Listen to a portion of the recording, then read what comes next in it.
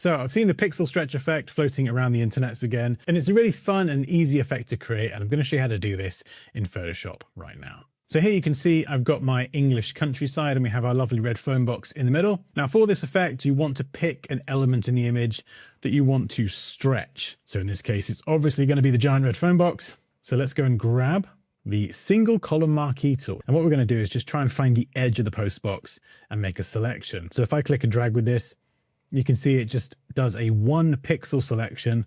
So we're going to go over to this part here, and then we're going to press Command or Control C, Command or Control V.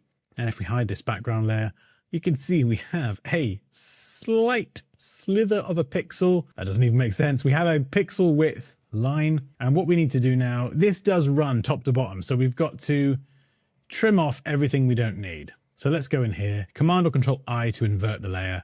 This makes it a little bit easier to see. So I think maybe about here. We're going to go up to the top. There we go. Press delete or backspace, be gone. And we're going to go down here. And we're going to do this from the bottom. So I reckon here, all the way down, delete. There we go. We can invert that again. And we should now have our 1 pixel wide line that is the height of the post box. No, that's a phone box, Dan. Now we can press Command or Control T for free transform, and we can, as you might have guessed, stretch this. So we're going to pull this out, and you can of course pull this in any direction. We'll start with it being completely horizontal, and I'll duplicate this layer and turn this one off. This is going to be the backup in case I screw it up. Oh, it's a good idea to keep one of those, and then we'll just call this one pixel. Right, let's give it a go. Fingers crossed. So what we're going to do with this is press Command or Control T, again to go into free transform, right click, and then choose warp. Now this is where it can get especially crazy, but also very creative. Now, you could bend it any which way you like, but there's a really cool effect that I want to try here. And that is where you kind of bend it back over itself and it creates this almost like page turn effect. So we'll push this as far as we can go. Maybe we bend that up there and then do this.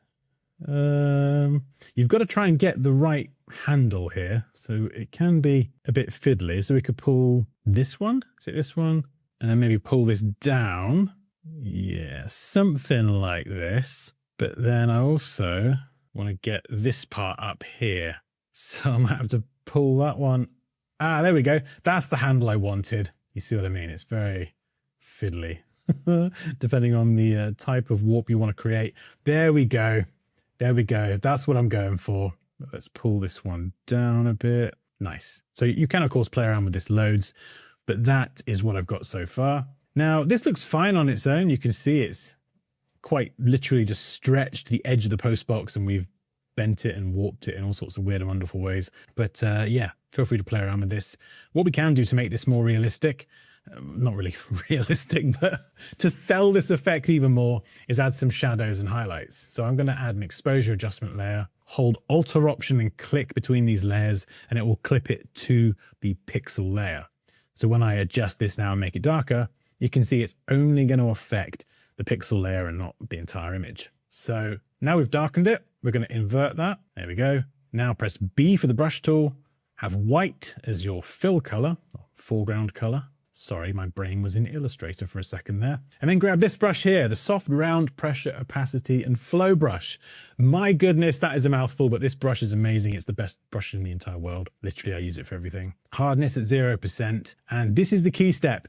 You want to drop your flow down. Don't do this with your flow at 100%. I did this for years and it's just, no. We're going to drop this down to 10 or 11. Let's do 11 and be cheeky. So we're going to zoom in now. Imagine this is like a big blanket or a ribbon, and this is actually happening in this lovely English countryside. There would be shadows on there and there would be highlights on there where the light would be catching. So we're going to try and think about this in a realistic setting. And I'm very carefully with my 10% flow value, just going to brush in those shadows here. So this is kind of turning over. So we're going to have some shadows there. Maybe this bit, but just brush in again, over and over a bit more. And then this side here, maybe we'd have some coming up the middle there. And we'd leave the edges maybe a little bit brighter. So if I just zoom out and show you what I've done, This is before, just completely flat. This is the after. Now, I might have gone a bit too much there. So what we can do is go into our exposure adjustment layer, and we can easily just dial it back or dial it up even more. So find something that's subtle but realistic. And what we're going to do now is do the highlights. So you could do the same thing again with the exposure adjustment layer. However, I am going to use solid color just because, I mean, there's so many different things you could do here, but I'll show you why in a minute. So again, we're going to add a clipping mask, alter option, click between the layers. Obviously, let's invert this. We don't want white everywhere. And I'm just going to subtly brush in a few highlights here. This is where the light's kind of catching most. And maybe up here along the edge.